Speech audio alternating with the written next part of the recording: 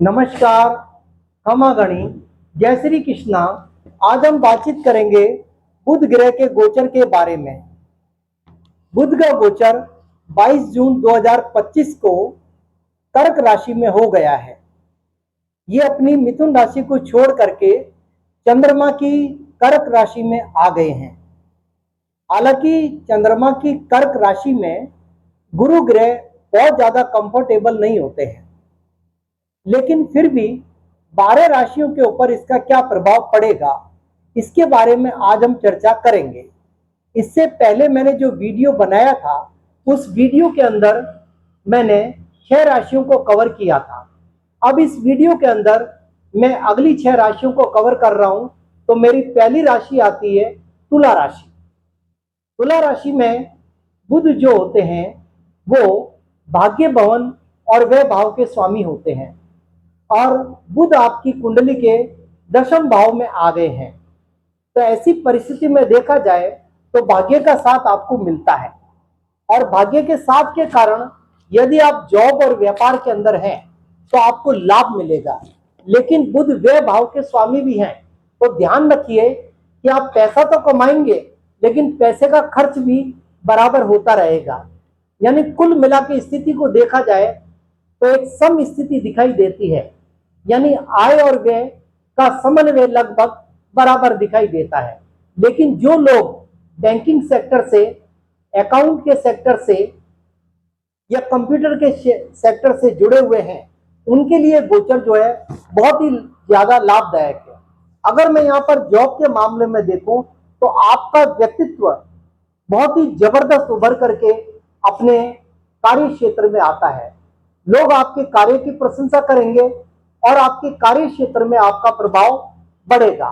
तो इसलिए आप जितना हो सके अपने कार्य में अपनी पूरी मेहनत, पूरी ईमानदारी और पूरी लगन को लगाइए, ताकि आप अपने कार्य क्षेत्र में अपनी उन्नति कर सकें और लोगों को आप अपने ताकत के बारे में अपना लोहा। अगली राशि हमारी वृश्चिक। वृश्चिक राशि में बुध ग्रह जो है आपकी कुंडली के अंदर अष्टम और लाभ भाव के स्वामी है। ऐसी परिस्थिति में यह गोचर आपकी कुंडली के 9वें घर के अंदर हो रहा है। लाभेश का 9th हाउस में जाना बहुत अच्छा संयोग बनता है।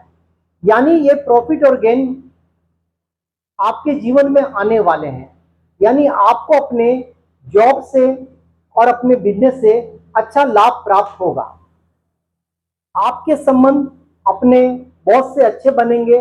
आपको अपना कार्य बहुत ही ईमानदारी के साथ करना है, ताकि आपके संबंध अच्छे बने रहें और आपकी तरक्की होती रहे। लेकिन ध्यान रखिए, ये जो समय है, इस समय थोड़ा आपको अपने स्वास्थ्य पर भी ध्यान देना पड़ेगा, क्योंकि अष्टम भाव का स्वामी है बुध। इस कारण से थोड़ा स्वास्थ्य पर थोड़ा बुरा प्रभाव पड़ सकता है, ज्यादा नहीं है, हल्का फुल्का रहेगा। आप ध्यान रखेंगे तो इस समस्या को आप ओवरकम कर लेंगे।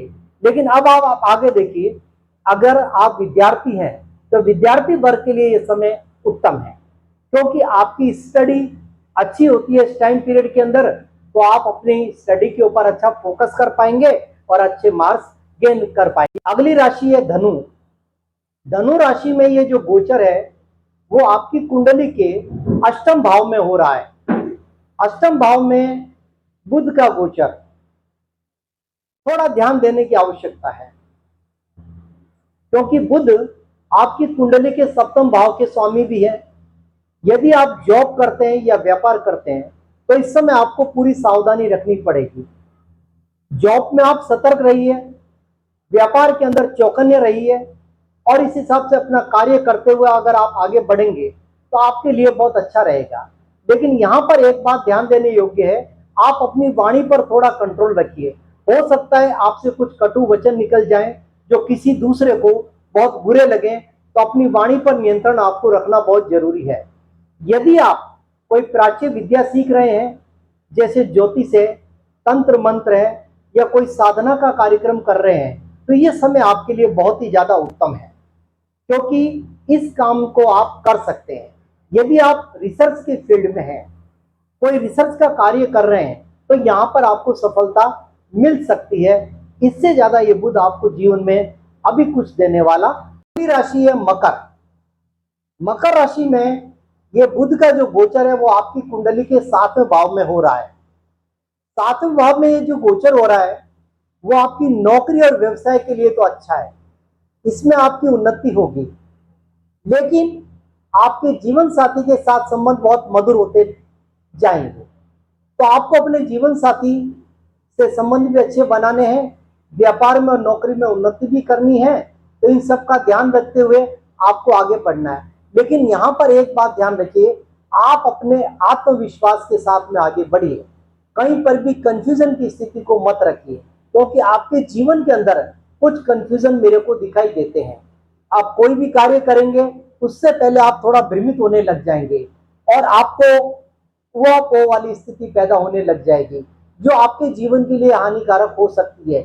इसलिए डिटर्मिनेशन करने के बाद में ही कोई निर्णय। हमारी अगली राशि है कुंभ। कुंभ राशि में ये जो गोचर हो रहा है बुध का, वो आपकी कुंडली के 6ठे भाव में हो रहा है। 6ठे भाव में जब भी गोचर होता है बुध का, तो आपको यहाँ पर कुछ बातों का ध्यान रखना है। यदि आप विद्यार्थी हैं और कोई कॉम्पिटिटिव एग्जाम की तैयारी कर रहे हैं तो कंपटीशन में सफलता के योग दिखाई देते हैं, लेकिन इसके अलावा आपको ध्यान ये रखना है कि ना तो किसी से पैसा उधार लेना है, ना ही किसी को उधार देना है, क्योंकि इस समय की स्थिति बहुत जटिल बनी हुई है। इसलिए आपको अपने आत्मविश्वास, धैर्य के साथ में जीवन के अंदर आगे बढ़ना है। लेकिन अगर मैं यहाँ पर देखूं तो आपको अपनी संतान की तरफ से भी थोड़ी चिंता रहेगी। संतान की स्टडी को लेकर के चिंता हो सकती है, संतान के करियर को लेकर के चिंता हो सकती है, तो ये थोड़ा ध्यान रखिए। लेकिन अपना कॉन्फिडेंस कहीं पर भी लूज मत करिए। अपने कॉन्फिडेंस के साथ अगर आप आगे बढ़ेंगे तो जीवन में आप सफलता प्राप्त कर लेंगे। अगली राशि है हमारी मीन। मीन राशि के लिए बुध का गोचर आपकी कुंडली के 5वें घर में हो रहा है। ये जो गोचर है 5वें घर में विद्यार्थी वर्ग के लिए बहुत ही ज्यादा लाभदायक, बहुत अच्छी स्टडी होगी। यदि आप ज्योतिष या किसी अन्य विषय को सीखना चाहते हैं तो आप इसका ज्ञान ग्रहण कर सकते हैं आसानी से, क्योंकि अच्छे समय में जब हम ज्ञान को ग्रहण करते हैं तो जल्दी हमारे माइंड के अंदर आने लग जाता है। तो विद्यार्थी वर्ग के लिए तो यह समय बहुत अच्छा है। यदि कोई नव दंपति संतान की प्लानिंग कर रहे हैं तो ये समय कंसीव होने के लिए भी बहुत ही उत्तम है। और इस समय में ध्यान रखिए, अगर आप शेयर का, सट्टे का या लॉटरी का कोई काम कर रहे हैं तो इस समय भी आपको प्रॉफिट दिखाई देता है। तो कुल मिलाकर देखा जाए तो मीन राशि के लिए ये जो गोचर है वो बहुत ही बढ़िया होने वाला है। अब अंत में मेरा आप सभी से निवेदन, मेरे चैनल को सब्सक्राइब करिए, शेयर करिए और आप अपने अच्छे कमेंट्स दिल से दीजिए। यदि आपकी कोई समस्या है तो नीचे व्हाट्सएप नंबर दे रखा है, उसके ऊपर आप अपना एक प्रश्न लिखिए और अपनी सारी डिटेल्स लिखिए और मैं आपको 2-3 दिन में इसका उत्तर दूंगा। धन्यवाद।